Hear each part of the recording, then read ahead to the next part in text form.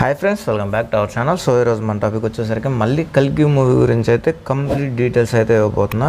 So video start చేసే ముందు మీకు ఇది స్పాయిలర్ అలర్ట్, కంప్లీట్గా స్పాయిలర్ అయితే ఉంటుంది ఈ వీడియో అయితే. సో ఎవరైనా సరే మూవీ చూడడం వాళ్ళైతే ఆపేసేయండి. సో డీటెయిల్గా మీకు ఎక్స్ప్లెయిన్ చేసేస్తాను.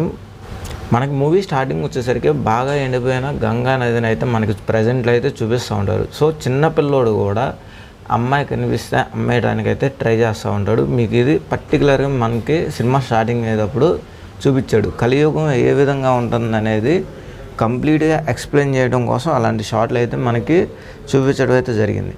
సో నెక్స్ట్ పార్ట్లో వచ్చేసరికి సంబంధం లేని వ్యక్తులని మనం చంపేసుకుంటూ వెళ్ళిపోతూ ఉంటారు. అంటే అక్కడ మనకి క్రైమ్స్ అనేవి ఎక్కువగా చూపిస్తూ ఉంటారు మనకి. సో అట్లా వెళ్ళిపోతూ ఉంటుంది. ఒక లైఫ్ ఏంటంటే ఒకడు చనిపోయినా బాధ లేదు, కానీ మనం సేఫ్గా ఉండాలని చెప్పేసి అని చాలా సెల్ఫిష్గా అయితే ఉంటారు పీపుల్స్ ఆల్సో అందరూ. ఆఖరికి మన హీరో కూడా అలాగే ఉంటాడు. మీకు ఇక్కడ వచ్చేసరికి మనకి ప్రభాస్ గారిని లాస్ట్లో కర్ణుడిగా అయితే చూపించారు. సో కర్ణుడు మనకి మహాభారతంలో ఎలాగైతే కనిపించాడో, సో ఆయన పుట్టుక గురించి కానీ ఏదన్నా కానీ, సో మనకి ఇందులో ఆయన పుట్టుక గురించి అయితే చూపించలేదు, కానీ ఆయన పెరిగిన దాని గురించి కానీ అలాగే వేరే అతనికి దొరికిన దాని గురించి కానీ, సో మహాభారతంలో ఎలాగైతే ఉంటుందో సేమ్ అట్లాగే చూపించారు. చాలామందికి ఉన్న డౌట్ ఏంటంటే ఇందులో మనకి కృష్ణుడి క్యారెక్టర్లో కనిపించిన వాళ్ళు చాలామంది అనుకోవటం, ఆల్సో నేను అనుకున్నది కూడా అది రామ్ చరణ్ గారు అయితే అనుకున్నాను.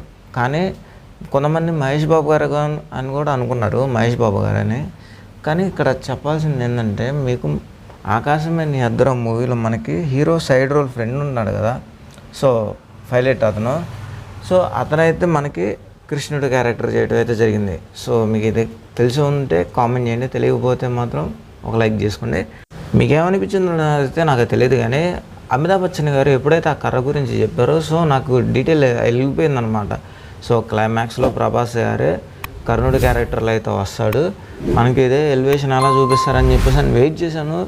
దాని తగ్గట్టుగానే చాలా హైప్తో అయితే చూపించడం అయితే జరిగింది. సో నాకు ఇందులో కొన్ని మైనస్ పాయింట్లు ఏమైనా ఉన్నాయంటే, ఫస్ట్ హాఫ్లో కొన్ని ల్యాక్ సీన్స్, అలాగే రేపటి కోసం అని చెప్పే కొన్ని డైలాగ్స్ అన్ని చోట్ల కాదు, కానీ కొన్ని చోట్ల మాత్రం నాకు కొంచెం ఇరిటేషన్ తెప్పించింది. సెకండ్ హాఫ్లో వచ్చేసరికి ఒక సాంగ్ కదా, దీపిక పడుకొని అక్కడికి వెళ్ళినప్పుడు మనకు ఒక సాంగ్ వస్తుంది.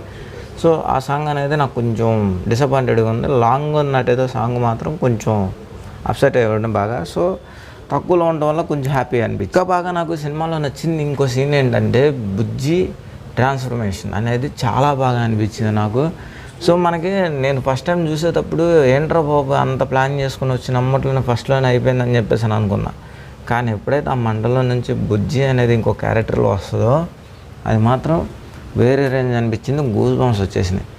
సో మనకి లాస్ట్ 10 నిమిషాలు కూడా ప్రభాస్ గారు కర్ణుడి క్యారెక్టర్లు చూపించేటప్పుడు మన డైరెక్టర్ అయితే అస్సలు కాంప్రమైజ్ అవ్వాలా, ఎంత హైప్ ఇవ్వాలో అంత హైప్ ఇచ్చేసాడు ప్రభాస్ అన్నకు మాత్రం.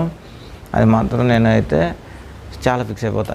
సినిమా అప్పటి వరకు కూడా మనకి అమితాబ్ బచ్చన్ గారు హీరోనా లేకపోతే ప్రభాస్ హీరోనా అని చెప్పేసి అని ఒక చిన్న కన్ఫ్యూజన్ ఉన్నప్పుడు, మనకి కర్ణుడి క్యారెక్టర్ వచ్చినప్పుడు గూస్ బంప్స్ ఒక్కసారికి లెగుస్తుంది అనమాట. అంటే ఆయన అంత బలవంతుడు, ఆయన అంత పెద్ద యోధుడు అనేదాన్ని మన సెకండ్ పార్ట్లో అయితే రేగర్గా అయితే చూడొచ్చు. మీరు కూడా దానికోసం ఎదురు చూస్తుంటే కింద కామెంట్ బాక్స్లో కామెంట్ చేయండి. సో ఫైనల్గా ఈ వీడియోకి అయితే ఇంతే గైస్. మీకు ఈ వీడియో ఎట్లా అనిపించింది కింద కామెంట్ బాక్స్లో కామెంట్ చేయండి. At the same time video కనుక నచ్చితే లైక్ చేయండి, షేర్ చేయండి, సబ్స్క్రైబ్ చేసుకోండి, బెల్ ఐకాన్ ఆన్లో పెట్టుకోండి. See you the next video. Thanks for watching.